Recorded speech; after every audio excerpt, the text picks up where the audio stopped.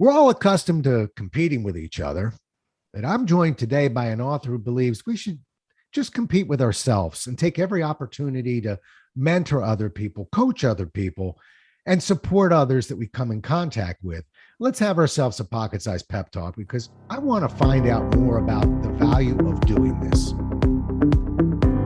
A Pocket Sized Pep Talk, the podcast that can help energize your business and your life with a quick, inspiring message. Now, here's your host, Rob Jolles. Well, I've got a great guest with me today, Jeffrey Martinovich. But normally I will tell you, I do rather lengthy introductions, but I did my homework on you, Jeff, and your story is unique. Yeah, and it's compelling. And quite frankly, I prefer you tell it. So how did we get here, Jeff? Well, in a real quick intro, I guess I was very fortunate. I attended the Air Force Academy and was in the first Gulf War and got out and got into the business world. And through a lot of luck and a lot of hard sweat, was able to build $1 billion investment firm. And we were thriving. And then after the 2008 financial crisis, we had our own trauma with the regulators and the prosecutors and all of those things. And it was really a pivotal point in my life that I had to decide to take an easy path or to stand up for what I believed was right.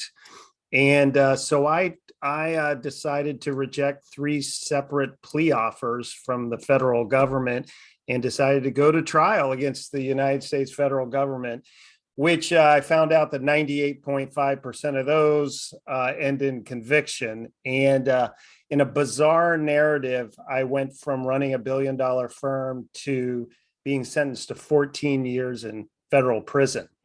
And it wasn't the cushy camp type ones we see on the Netflix series. It was a pretty violent place with 4,000 people. And they also take everything from you also. So I had to teach myself federal criminal law, and I took a job in the law library, and I helped about 300 guys with their cases, which in turn, I was very fortunate then to learn the law myself in a very limited way.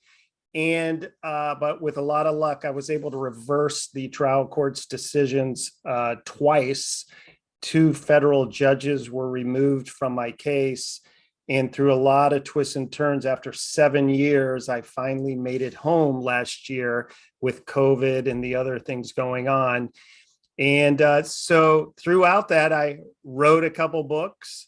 And now I'm at the point of rebuilding my life. And I've been incredibly fortunate now and in having great gifts going on now. But it has been quite a decade journey of something I thought I'd never, ever experience, of course, in my life. Wow.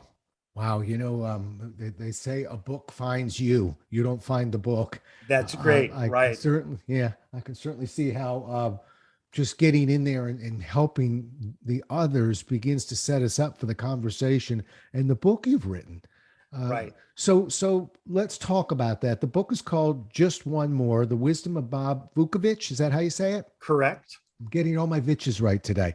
You're doing very well. Better than most. You can't see. I'm sweating just slightly here. I know I'm going to blow a Vich one of these things, but okay. All right. So, as a fellow author, I know how important those titles are. And, but this is a very unique title. And I'm just curious. Talk me through that. How was this title chosen? Bring me through that. That's funny. It's a good question. It actually kind of started off as a little bit of a joke that years ago in the book is set in a bistro in downtown and where Bob Vukovich provides all this wisdom to young Cole Johnson. And we used to group of guys have some ownership in a bistro downtown, and we at happy hour there, they would say, "Would you want one more?" And we'd say just one more, but then I gotta go. Right. And what it kind of morphed into was through these terrible challenges that it just seemed like it was never ending. It was just one more problem, catastrophizing about everything going on. And then when trying to remedy everything and rectify all all the trauma, you know, you're constantly in this environment, you're constantly denied. All your motions, legal motions are denied over and over again. I submitted over 500 motions and legal actions and everything. Typing on a true story, typing on a manual typewriter and a #2 pencil.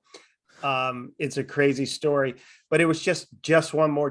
But the key is, you know, we've got to keep getting up. We got to keep getting out of bed.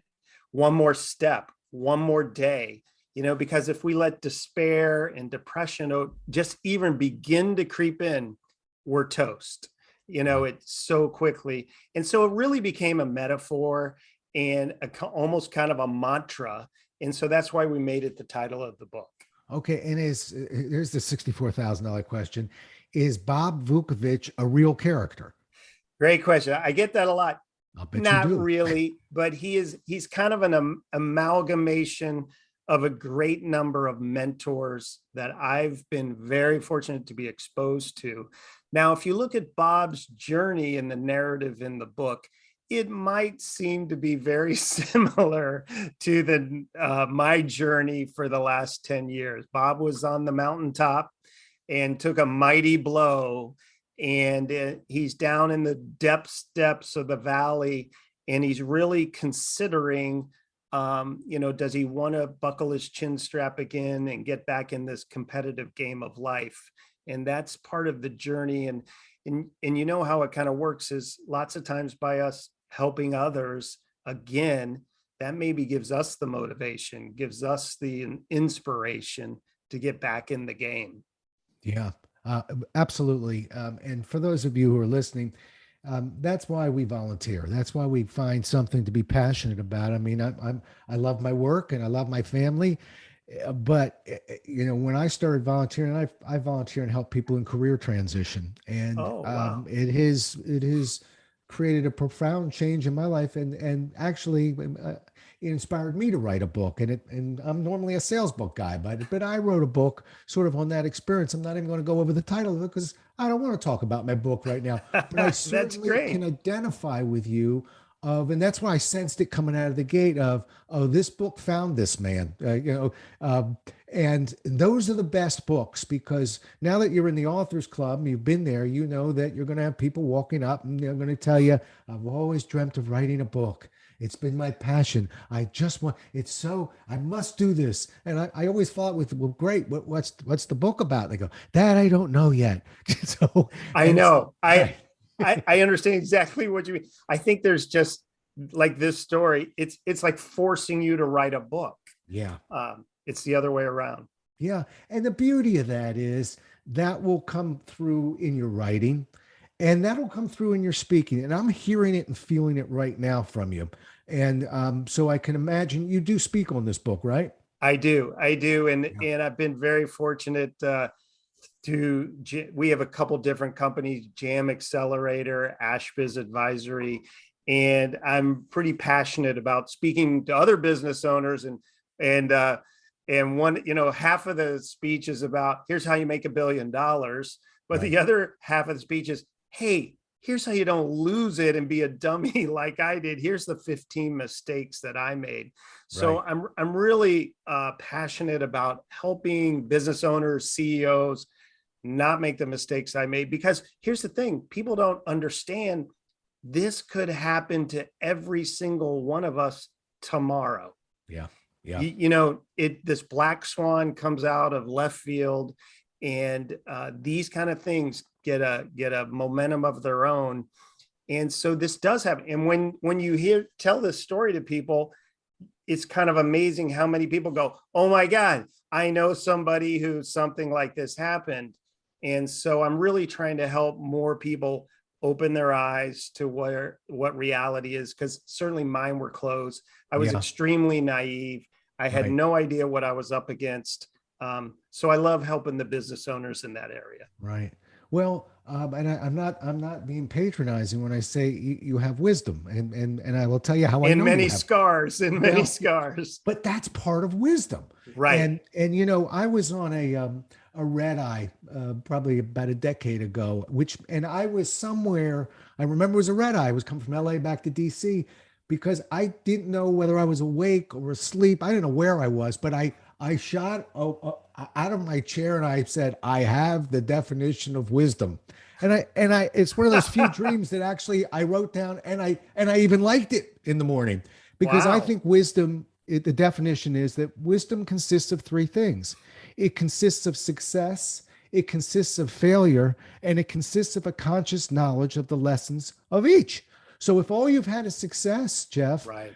you're a blessed man, you're a lucky man. I wouldn't necessarily call you a wise man. If all you've experienced is failure, same thing, heart goes out to you. But Yeah. but when you get out of the victim chair and Yep. you put one foot in front of the other, which that's your next book title. you know? Right. Right.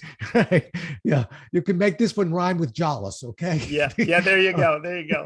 But when you do that and really just reflect and study, and what was I supposed to learn from that? And that's when you become such a valuable person to other people.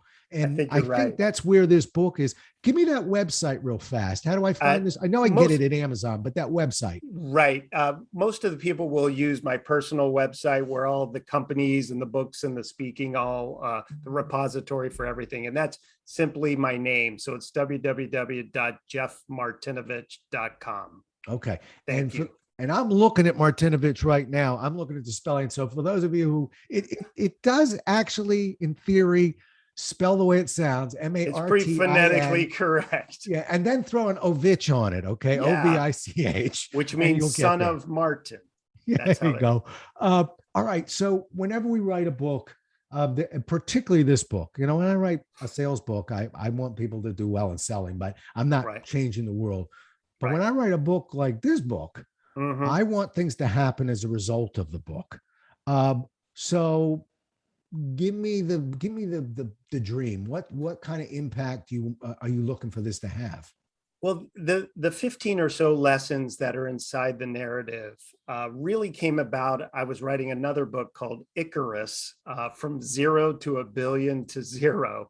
And that's in publication right now. And I had these 15 lessons left over, which really are life lessons. They're not really business. They're more life, even though Bob's a businessman. That's the paradigm that he tells it through. And as he communicates to young Cole Johnson, it's about living a life of class and grace, living a better life, and getting through everything. That I would say a central theme is, the people who I think are the smartest in the world are the people that many times say, "I don't know." And there's so much that we don't know, so much that is being given to us, certainly in today's world. Rob, with you in the DC area there, in a very divided world, is so much that we are hearing is not true. Right, And we have to find our own truths, and right, we have to seek out knowledge, and we right. have to understand that everything being fed to us is by somebody's self-interest. So Bob does a good job, I believe, of taking care of Cole and helping him open his eyes and open his mind and be open to learning and finding his own truths. And I think that's a central theme throughout the book. And Bob wants Cole to lead a better life. And he teaches him all these things, whether it's even how to be in love with a beautiful woman to how to properly host a great golf round. There's a lot of practical applications, but then also a lot of this philosophical advice. Many of us have not been blessed with that grandfather who would give us all this wisdom. But I have been really exposed to a lot of brilliant people that took time to really help me. And so I'm trying to pass on a lot of those things to people who might not have had that exposure. Fabulous. And you mentioned there's 15 lessons in there. Is that what I heard? Right, right. The way, my dad used to always say to me, like, "Hey, if you're not careful, you just might learn something while we're going through this." And so it's been really interesting. We've been blown away by the great reviews from people who've been so kind. I had no idea. But it's almost 50-50. Half of the people really enjoyed the story, the narrative in the book. And then the other people really focused on the lessons. And so it's kind of interwoven in there. And once we had these lessons, I remembered, I've learned from smart people like you that people learn best through stories, through millions of years. And so that's where we incorporated those together. And it is interesting. At the end of the story, I hope everybody enjoys the story, but I hope also at the end that they feel, wow, they learned a lot of things that they didn't know at the beginning. Yeah. Yeah. And you ran through a stop sign, but I'm going to slow the vehicle down for a second. You used the word reviews. Folks, I'm going to tell you that, you're going to go get that book, and that's lovely. But the kindest thing you can do for an author is to write a review on the book. So when you get that book, take a moment. I'm doing this for Jeff. Jeff, you walk out and go have a cup of tea. I'll be back with you.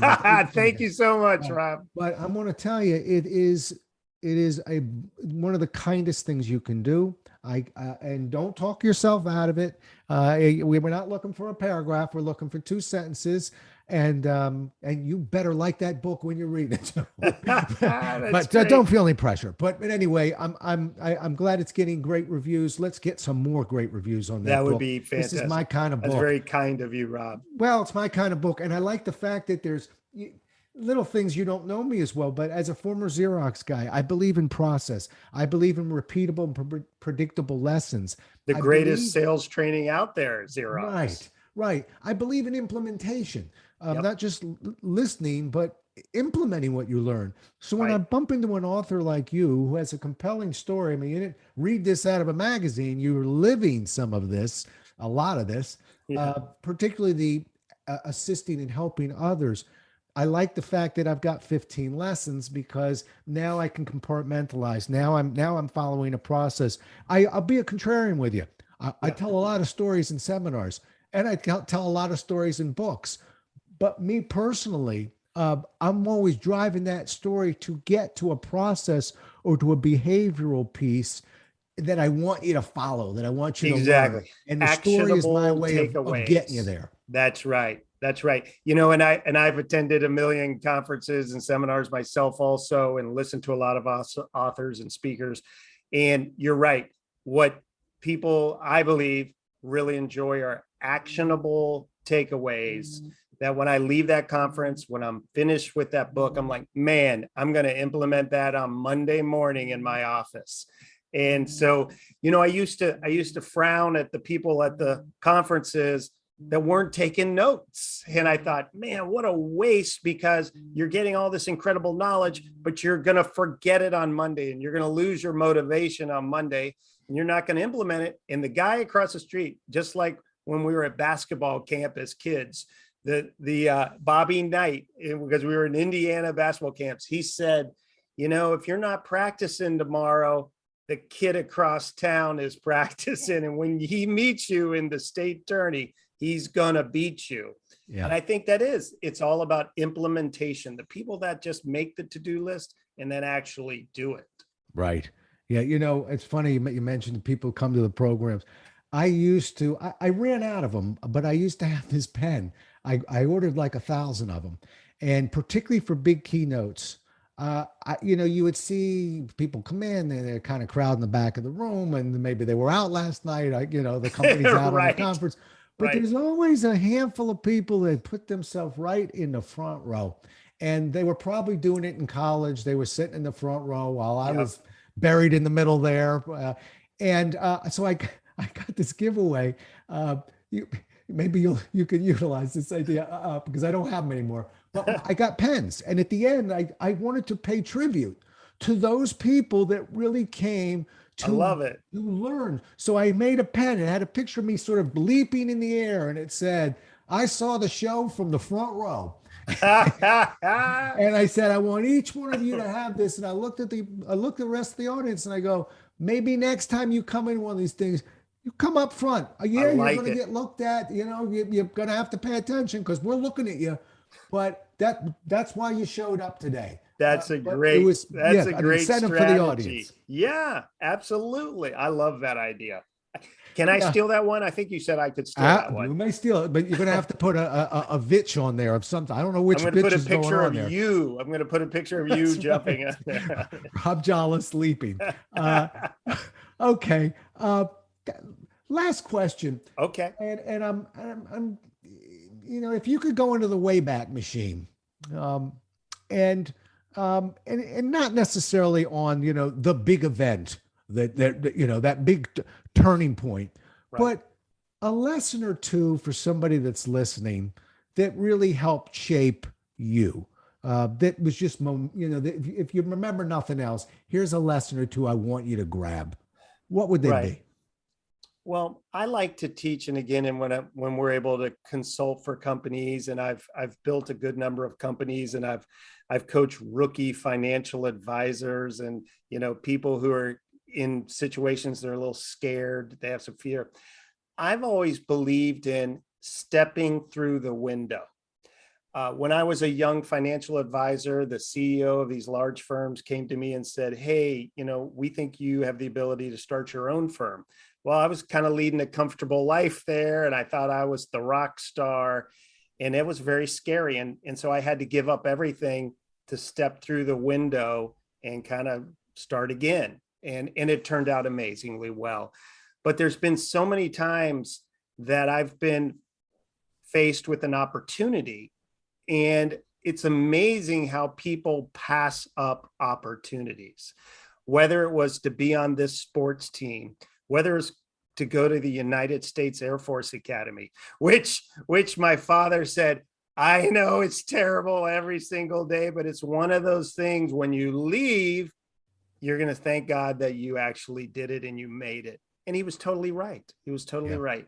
And so all these opportunities that we're presented with, financially, physically, relationships, one of my favorite movies you would think in the world is, The Yes Man. Just say yes. Right. And so I kind of think that's a really fundamental core value of mine, that it gives you confidence. And once you get more confidence, you say yes again. And I try in my book, I tell people, hey, if the software salesman calls you up to the office, you got a million things going on, he wants to take you to lunch, say yes. Because you don't know, something's going to happen during that lunch that you learn these 3 things, or it saves your company. So that's what I would like to stress, is that, I have lived a blessed life, even though I've gone through this insane trauma for 10 years. Well, I've come out the other side 10 times stronger. And I used to always say in my prayer every day to God, I'd say, "Lord, please let me lead a life of significance." Now, little did I understand that to lead a life of significance, normally you got to go through a lot of bad things, because that's the story. That's the standard deviation. And so I think maybe he gave me that opportunity. But I would say yes, take advantage of opportunities, and you have no idea how amazing the journey can be. Right. That's beautiful. I remember at a young age, I think it was my dad told me, when you get those butterflies, every time you get those butterflies in your gut, you're growing. I like that. So you want to embrace them. That's not a bad thing. It's not a bad thing. All right, one more time, how do people get a hold of you? Thank you. It's www.jeffmartinovich.com. And that's where our books are, the speaking, the consulting, the writing. And I really appreciate the opportunity, Rob, to be on the show. It's been amazing. It was a pleasure. And I actually went to your website. I checked your book link. I was looking around. I was poking around there. That's when I really got obsessed with, is this character real? Is it him? Who's this guy? Right, I got the right. I was obsessed with it. So This came right out of the gate. Well, once you'll find out, we all wish we could be as cool as Bob Vukovich. If you're going to write a book about your alter ego, you can make him way cooler than yourself. Yeah. Well, it sounds like Pete Maravich. We got another Vitch Pete there. Maravich. Yeah. Love And I was Pete growing Maravich. up. That was one of my guys. I wanted Oh, to be man. Pete Maravich. Oh, I love it. I love it.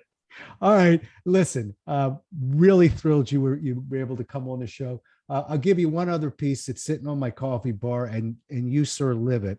And the quote, and it's one of my favorites, is, we weren't put on this earth to make a living. We were put on this earth to make a difference.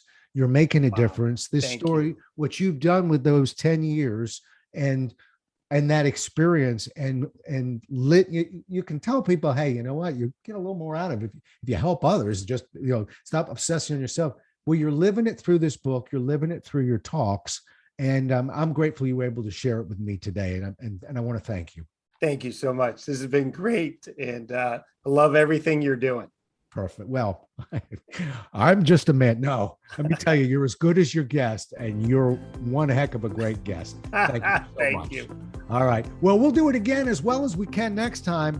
For now, and until then, stay safe, everybody. Thanks so much for listening. If you enjoyed today's show, please rate and recommend it on iTunes, Outcast, or wherever you get your podcasts. You can also get more information on this show and Rob at jollis.com.